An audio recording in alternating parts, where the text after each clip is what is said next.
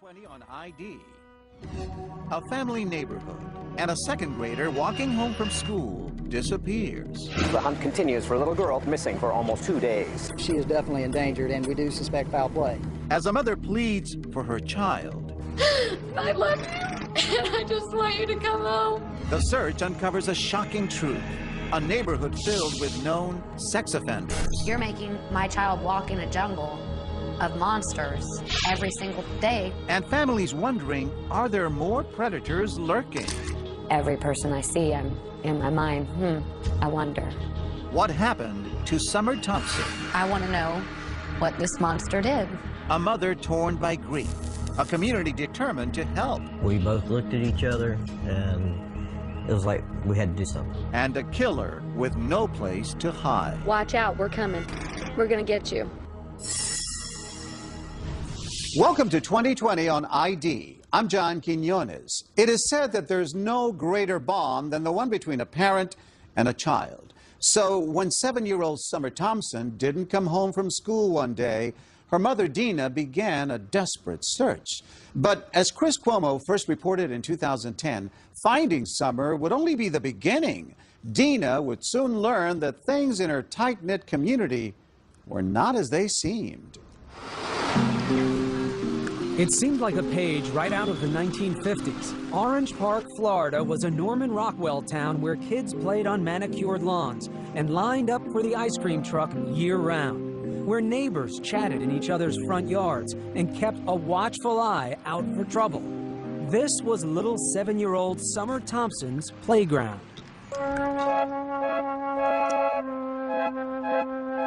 They nicknamed her Grace. Because she was so klutzy. I mean, she could not walk and chew bubble gum at the same time. But she loved to dance. She wanted to be a ballerina.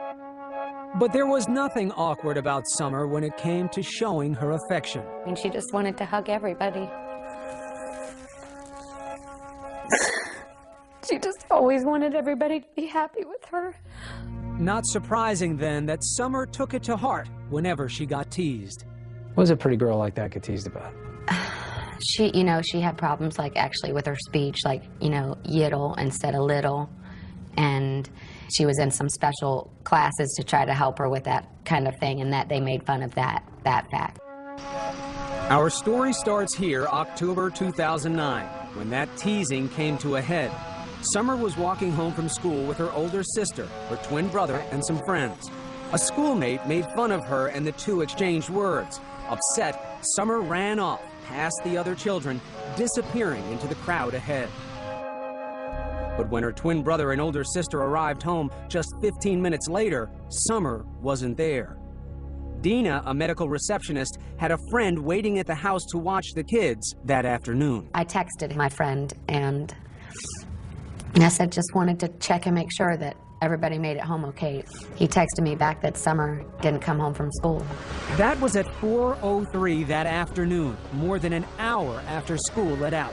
I mean, panic-stricken from the moment I got that text back. I couldn't get that through my brain. Like, what do you mean she didn't come home? She's never done that before. And what calls do you make? Every single person that I could possibly think of in our neighborhood who I had a phone number for, whether it be her older brother's friends, whether it be her older sister's friends, anybody and everybody who lives in my neighborhood. Armed with flashlights, neighbors searched through yards, parked cars, and sheds for any... Within hours, hundreds of residents from Orange Park, Florida were out in the streets searching. By evening, Dina Thompson was living every parent's worst fear, the unthinkable.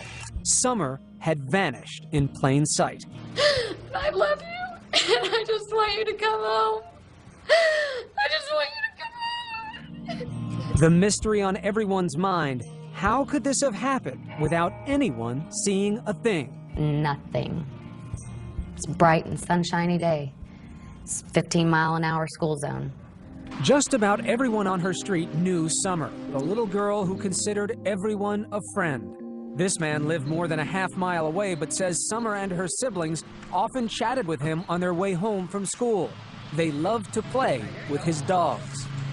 Very trusting. I hate to say it, but, she was the type of person, she didn't know no stranger. And the school crossing guard says it was hard to miss the little girl who always gave him a hug. But on that day, he says he didn't see her. She is definitely endangered, and we do suspect foul play. By nightfall, Dina Thompson was numb with fear. Summer was out there in the cold and dark.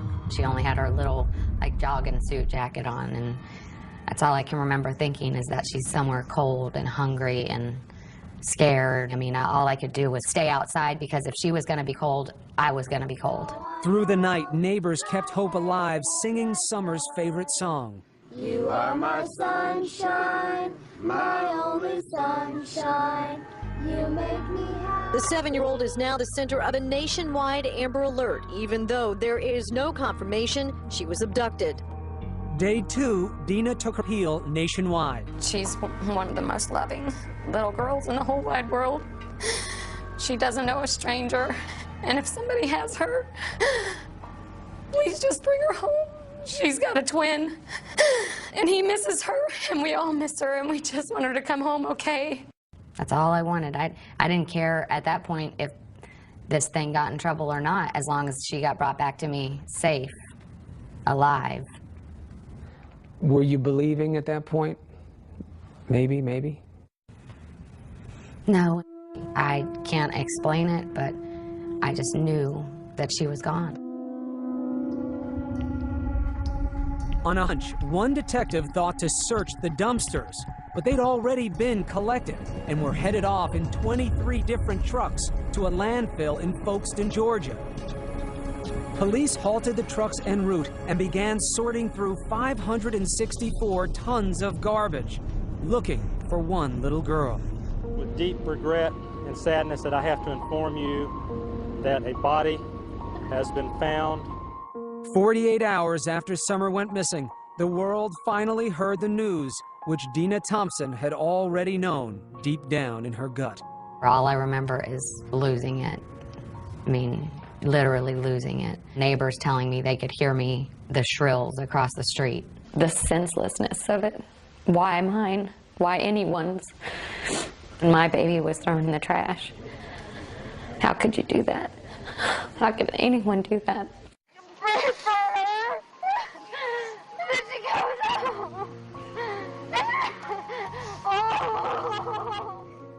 Within hours, police were on the trail of a monster. There is a child killer on the loose, and that's why we're going to catch this person and bring him to justice. This house, which was being renovated at the time, was their first stop. It was the last place anyone said they'd seen Summer alive. He says he was at this home Monday afternoon, and Summer ran up to the place and told workers they were doing a good job on the renovations. According to reports, there was another reason police were possibly interested in this house. The rug, which Summer's body was allegedly wrapped in, may have come from the construction dumpster there. According to these Clay County public records, Vincent Design and Bill is the construction And then, company. what seemed like a huge red flag. One of the men working at the construction house was a registered sex offender. But the community was in for another shock. Turns out being a registered sex offender here, in this seemingly pristine neighborhood, is all too common.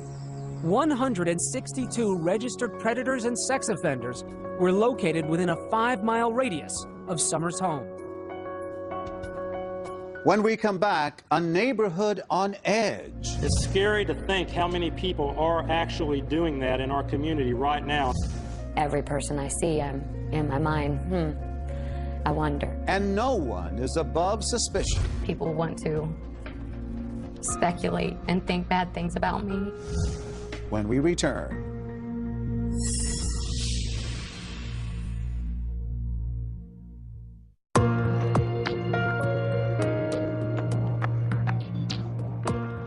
Seven-year-old Summer Thompson has vanished while walking home from school.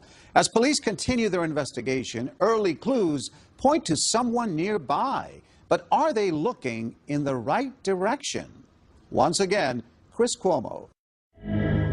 As the hunt continues for a little girl. Wearing a red jumpsuit, she had a red bow in her ponytail. The missing 7-year-old's mother pleaded for her daughter's return. You don't do this to a little baby and put my baby in the trash. After Summer Thompson disappeared, the residents of Orange Park, Florida were stunned to learn that their children had been walking through a virtual minefield of registered sex offenders each day. 162, living in just a 5-mile radius of Summer's home. It's scary to think how many people are actually doing that in our community right now. And I'm talking not in dozens, I'm talking hundreds of cases that we got out there. It's a very scary thing. Had you any idea? No. Another surprise for Dina Thompson was that early on, she and her friends were under suspicion because in many other missing child cases, family members have been implicated. That's one of the things that hurts me the most, that people want to speculate and think bad things about me. When it came out how many predators were in the neighborhood, Dina says she took more heat for being a single working mother who let her kids walk home themselves from school. But that decision was really made by the state of Florida. By law, because Dina lived less than a mile away from school, her kids weren't eligible for busing. Unbelievably, in Florida and 22 other states, registered sex offenders can live and work within 1,000 feet of a school. That makes no sense to me. You're making my child walk in a jungle of monsters every single day walking home from school.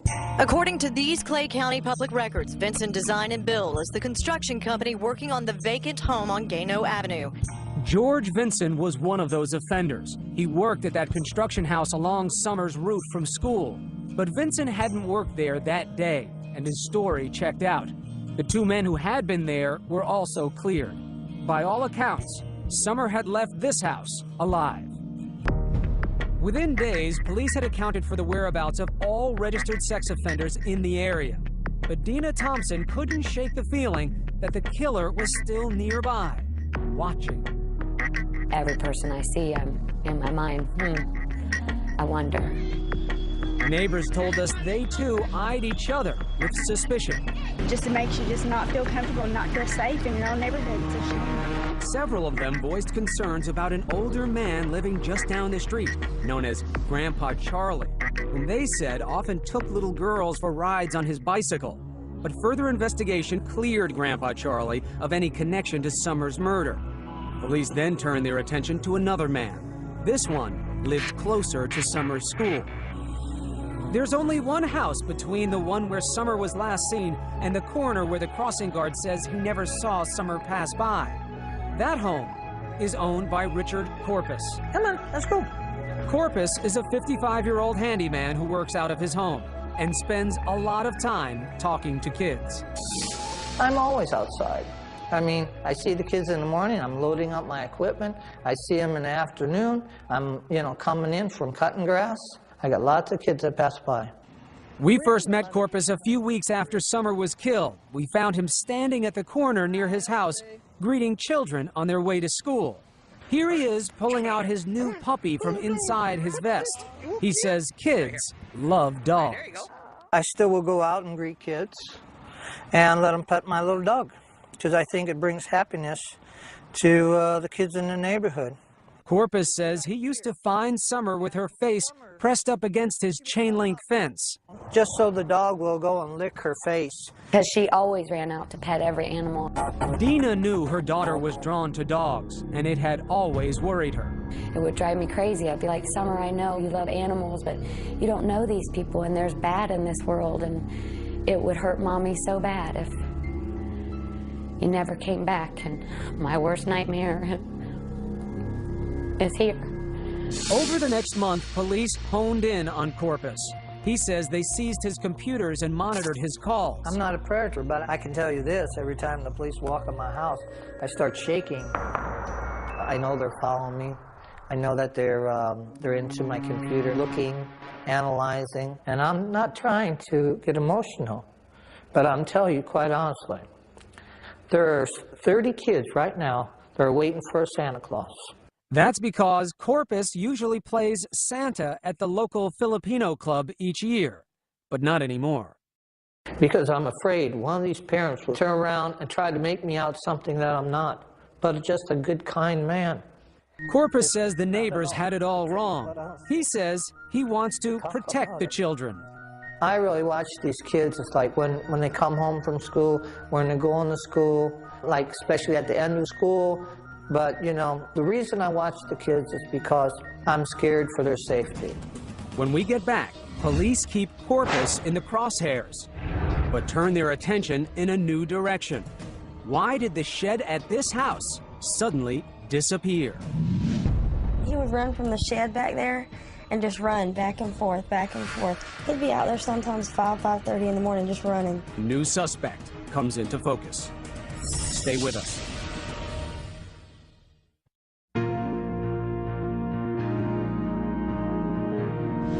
Since Summer Thompson's murder, police have focused on one possible suspect, but they're about to find another. Meanwhile, Dina reflects on her last moments with Summer. Once again, Chris Cuomo. This is Good Morning Jacksonville. Good morning out there, October 19th. This is Good Morning Jacksonville. Thanks for joining us. Nearly every detail of the morning her daughter disappeared is still vivid in Dina Thompson's mind. And what she remembers most is how Summer didn't want to go to school that day. She had Monday-itis a lot, you know. Monday-itis? Yeah. She didn't, necessarily want to go to school on Monday. Dina spent more time than usual getting Summer ready that morning. And she asked me to put her hair up, and I put her hair up in a red, red rubber band. But there's one detail Dina can't remember, and it haunts her to this day. I'd like to say that I told her I loved her. I'm pretty sure I did, and that I hugged her, but for some reason, I can't remember that part of it. But every one of those little acts that you did that morning is an I love you, isn't it? But not knowing if he actually said it. Cut a couple lawns and... But for police, it was what Richard Corpus was doing that day that concerned them over the next several months.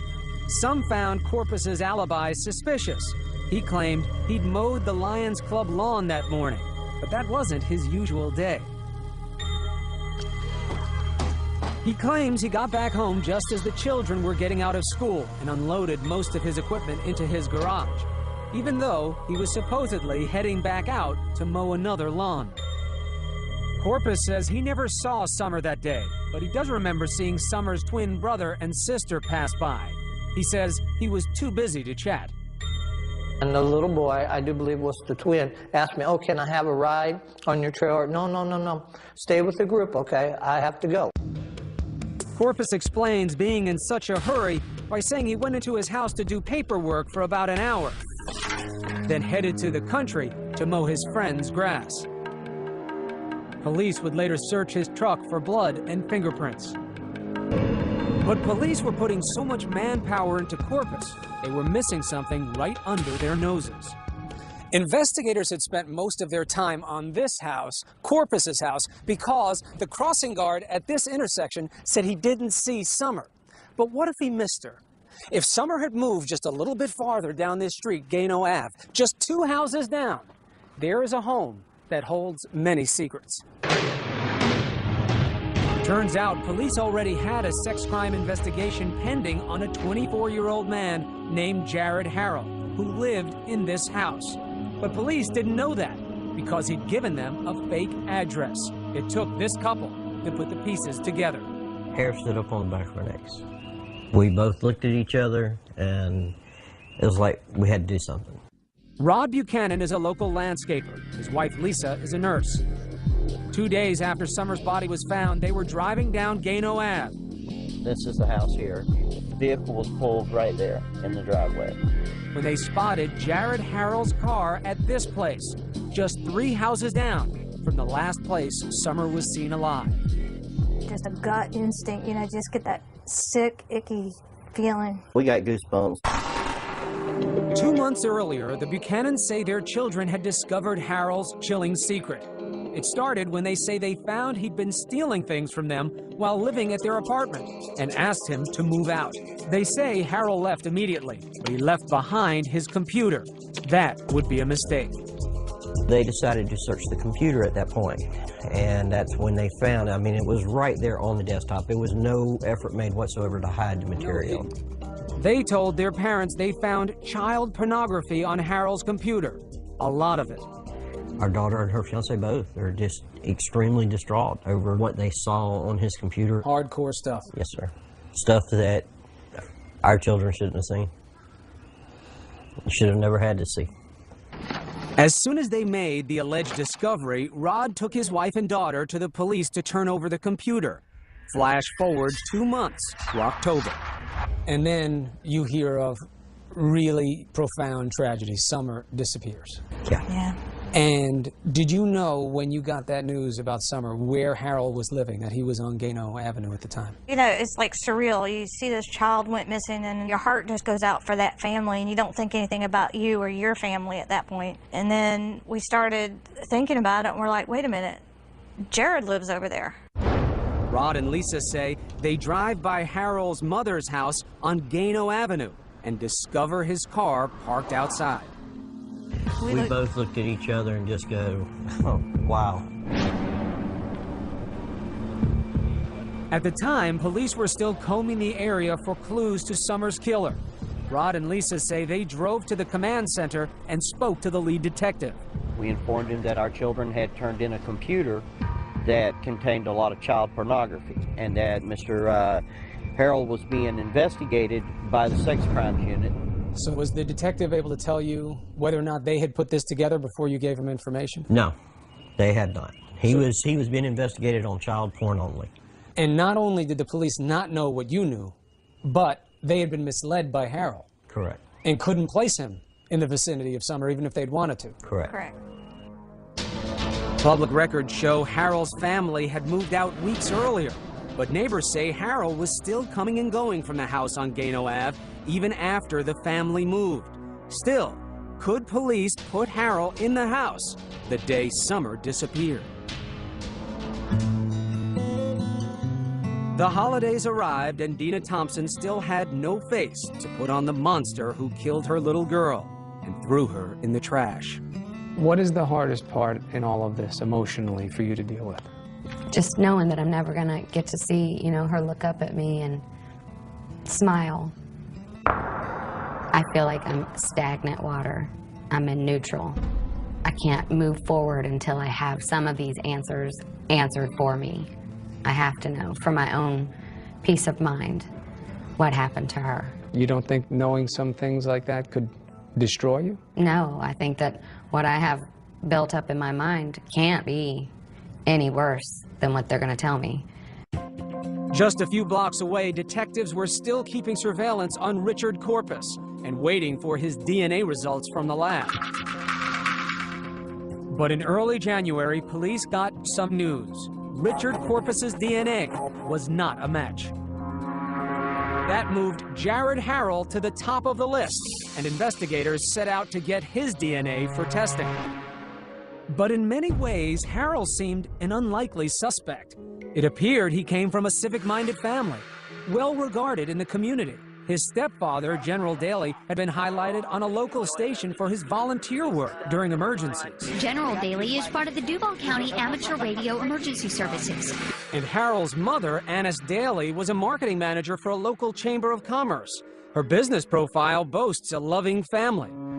But nobody knew the unimaginable truth about Harold's family life and why 21 years ago, a Mississippi judge had ruled his mother unfit and her children had been taken away. The incident made national tabloid headlines in 1989 because Harold's mother, then known as Annis Mizell, had fallen in love with her boss, Joe Newman, a self-styled inventor who claimed God had told him to marry Annis's 8-year-old daughter. He said, "You will accept the love of this young child, or I'll take your son to be with me." Newman talks about this in a 4-hour video he's produced about his life, a video that features his son and his wife of 15 years, whom he was still married to when he performed his own marriages to Harold's 8-year-old sister and Harold's mother, Annis, as well. I'm one hell of a man, and that's what girls have told me who've been with me. Newman claimed God would tell him when to consummate his marriage with Harold's sister. Jared was only 3 years old. A judge put Harold and his sister in the hands of social service workers. 6 years later, Annis would get them back, but relatives say things were never stable very long. Records show Annis had at least 56 different addresses in almost as many cities while Harold was growing up. She'd been married 4 times, filed for bankruptcy 3 times, was evicted from at least 1 home, and was found guilty of grand theft after allegedly stealing thousands of dollars from her employer. Well, we didn't discuss what was going on with him and his mom and dad. All this came as a shock to Lisa and Rod Buchanan, who had known Harold's current stepfather from their church for several years and never guessed Jared was so troubled. You would look at this guy and you'd say, big, gentle giant. Wouldn't hurt a flea. So how would this gentle giant, who was unknown to Summer Thompson's family, lure her into this house? Well, it turns out there was someone living here that Summer liked a lot. It wasn't Jared Harrell. It was a dog. This dog, which according to a classmate, Summer sometimes stopped to play with on their walk home from school. Shortly after Summer's death, people noticed the dog was gone, and so was this shed, which neighbors say had been in the side yard of the house on Gano Ave the day Summer disappeared. And Harold had moved out too, shortly after Summer was murdered. He went to live with his mother some 30 miles away, and the shed went with him. According to his new neighbors, Harold was acting strangely from the start.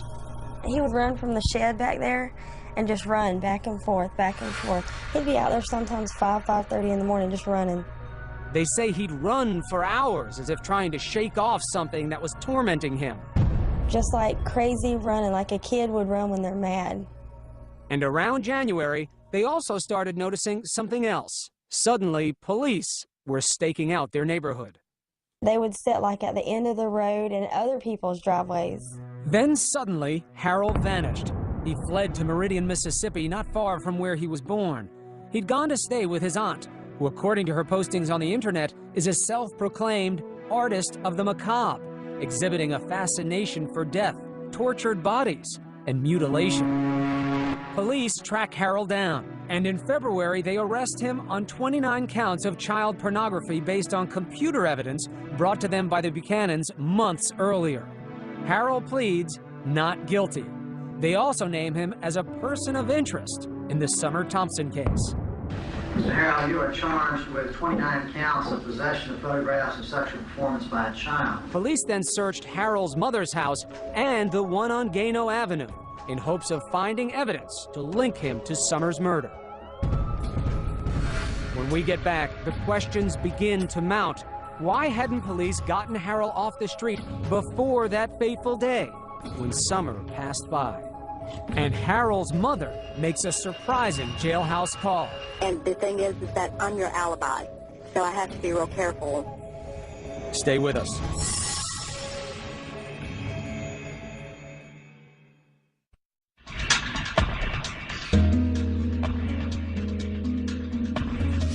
Jared Harrell is in jail on child pornography charges, and police have named him a person of interest in Summer Thompson's murder. But why had it taken so long to arrest him? And would authorities find enough to prove their case? Once again, Chris Cuomo. Police worked late into the night as they searched both houses where Jared Harrell lived, looking for evidence to link him to the murder of Summer Thompson. I never really noticed him. I never really suspected this guy. 2 houses away, Richard Corpus, the man who police had suspected for months, was breathing a sigh of relief. If I didn't have a family, I'd probably be dead. I probably would have killed myself around Christmas. Because that's how deep it got to me. Because I couldn't clear my name.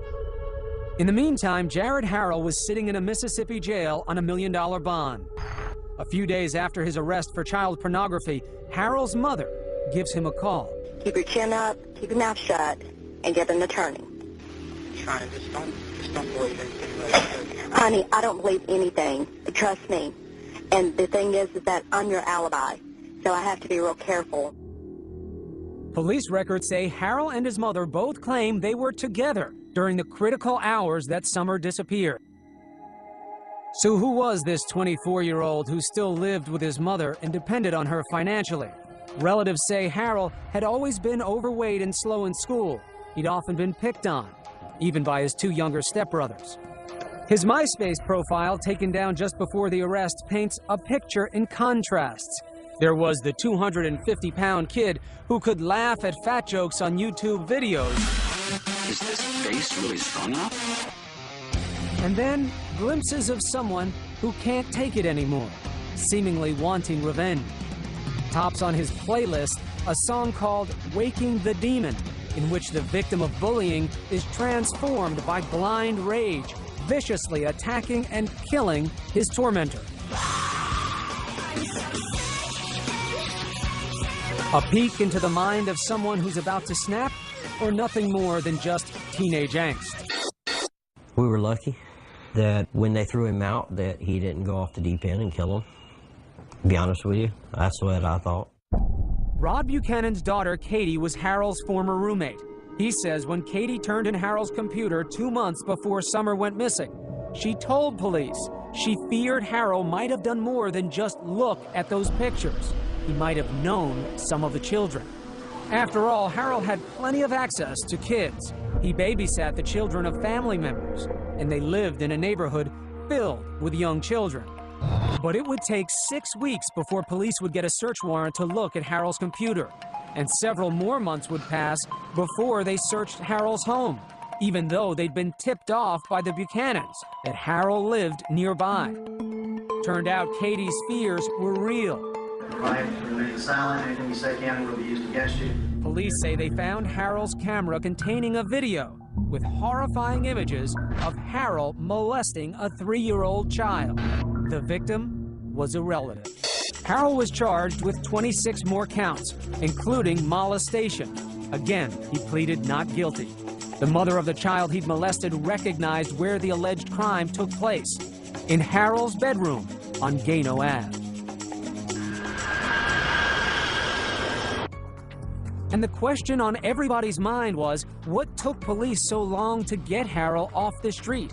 What if they had acted sooner, when the computer had first been brought to their attention back in August? Would Summer still be alive? Of course he could have been off the streets. He could have been. Tammy Lears is a computer forensics expert who's worked on several high-profile cases involving child porn.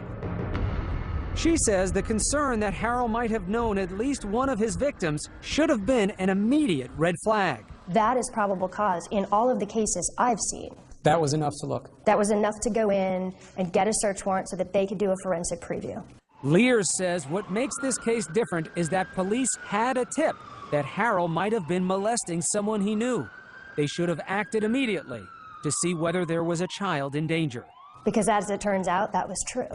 2020 repeatedly asked the sheriff's office for an interview about their investigation. They declined. But police issued a statement saying they followed protocol.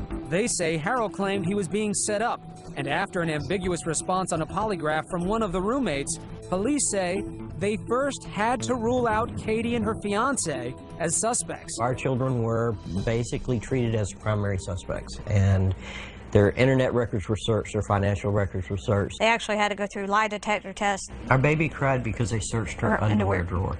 For 2 months, they investigated them. You don't wonder, under the category of what if, that time had been spent looking at Harold instead of your daughter and her fiancé?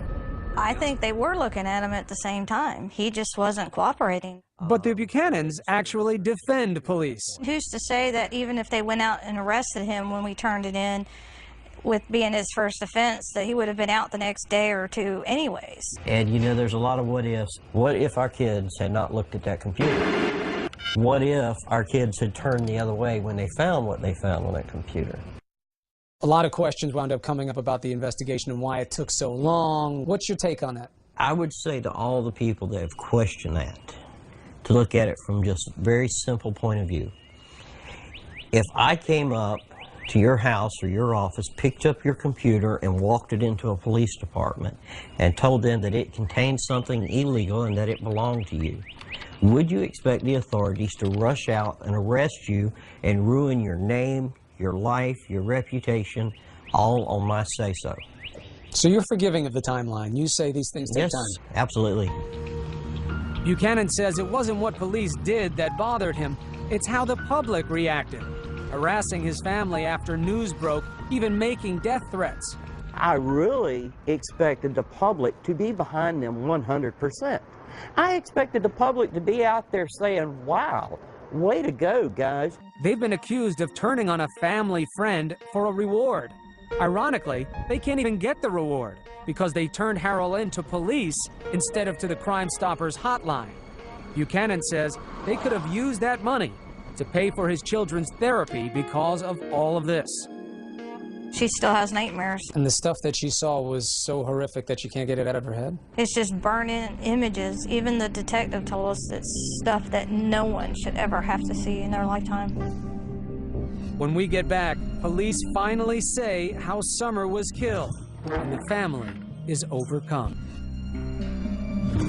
Stay with us.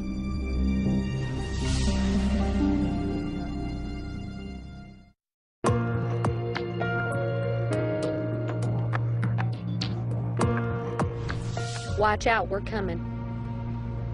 We're gonna get you. This was Dina Thompson just days after Summer disappeared. And this was 5 months later, after news broke that Jared Harrell had been charged with the murder of her little girl. Jared, Harold, we got you, and you ain't getting away.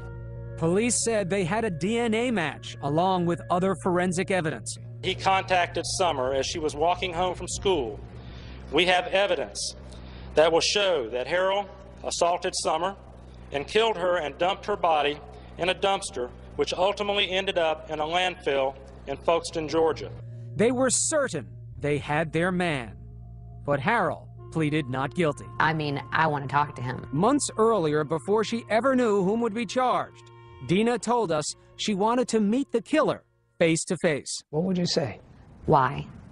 Give me your best excuse, your best reason as to why you had to do this. I just want to hear how pathetic he is. Did somebody tick you off that day? Did, you couldn't get a woman your age? But after the arrest, we wondered whether the passage of time or learning about Harold had changed her perspective. Does it help you understand where he got it from, how he got to this point? No, I don't feel sorry for him. You make choices in life, and all of us go through trials and tribulations. I've been through similar circumstances in my life. You make choices. Stop the cycle, end the abuse. Don't do this.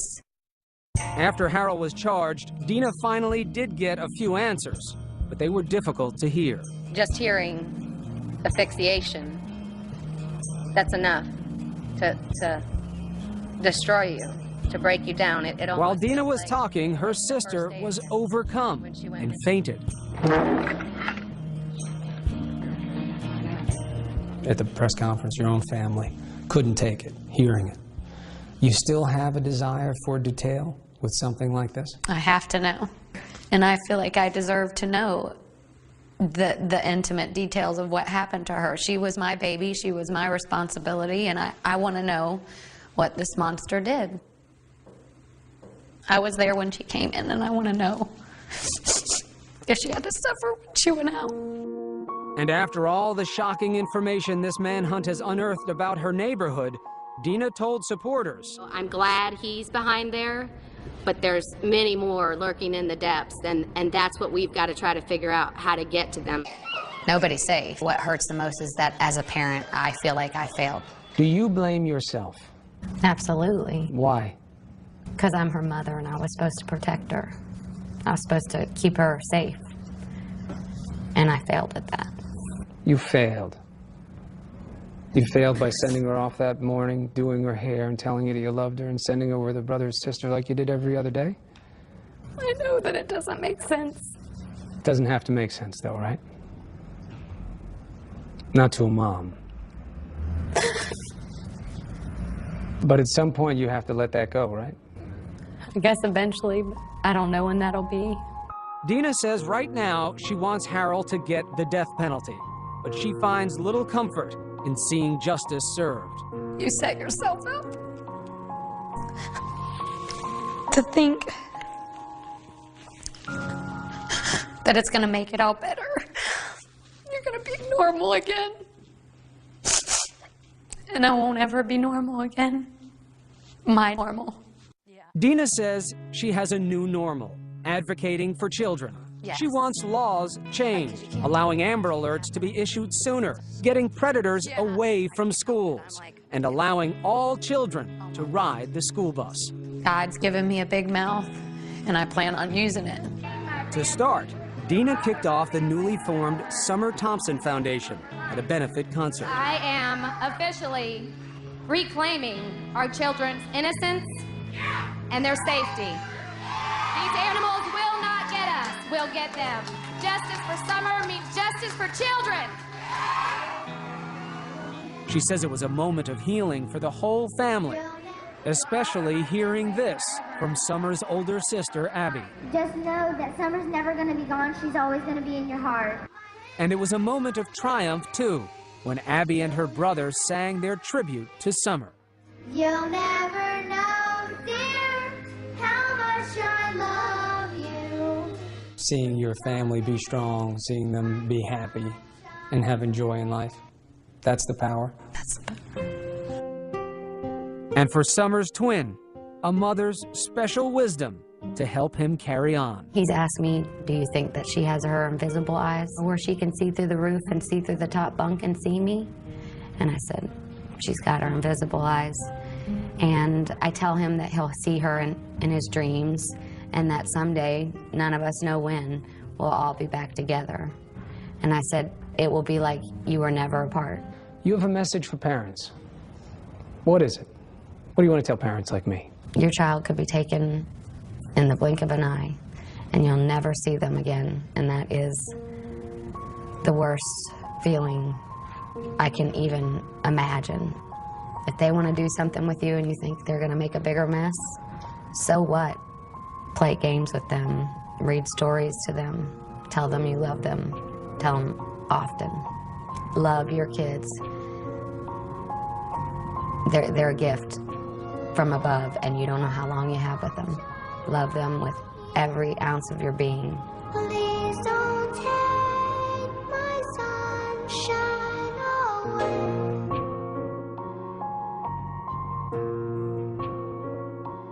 Jared Harrell later pled guilty to the murder of Summer Thompson. He was sentenced to life in prison. As of 2015, the changes to the laws that Dina advocated for have yet to be enacted, but she continues to hope they one day will be. I'm John Quinones. Please join us next time for another edition of 2020 on